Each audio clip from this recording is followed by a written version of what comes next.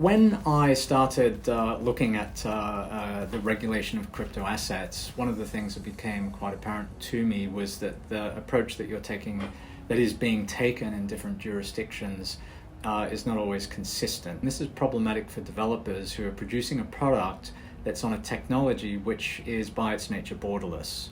It makes it complex to produce something if you're planning for it to be launched or operative, let's say, in Hong Kong, but it may also be accessed by somebody in Singapore, and if the regulatory treatment is different in those two jurisdictions. So for a developer, that uncertainty represents a risk.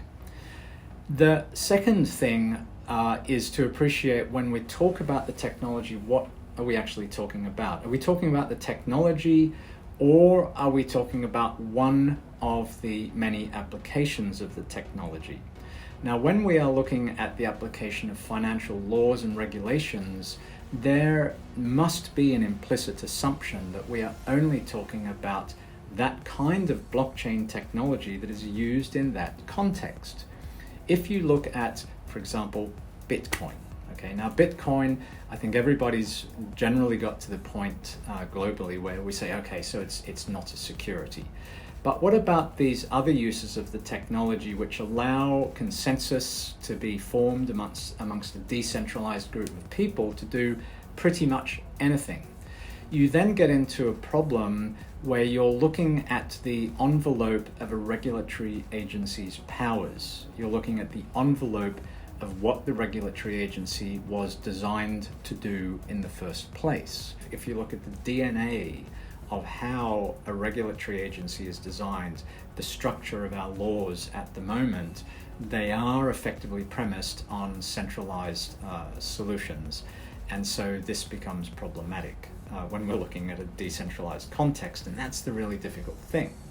And so that brings me back to what I would call the most fundamental problem, and that is the difficulty of devising a regulatory approach to the technology as compared to a specific financial application of the technology.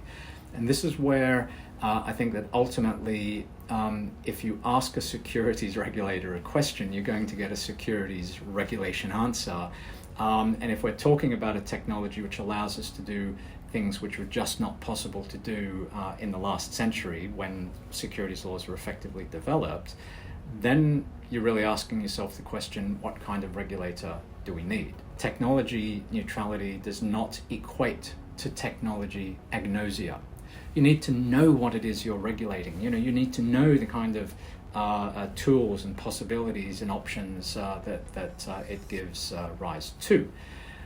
This mantra that you hear, the same business, same risks, same rules, is what I call a decoy from what we should actually be looking at, and that is understanding the unique properties of this technology to enable it to do things beyond the financial context.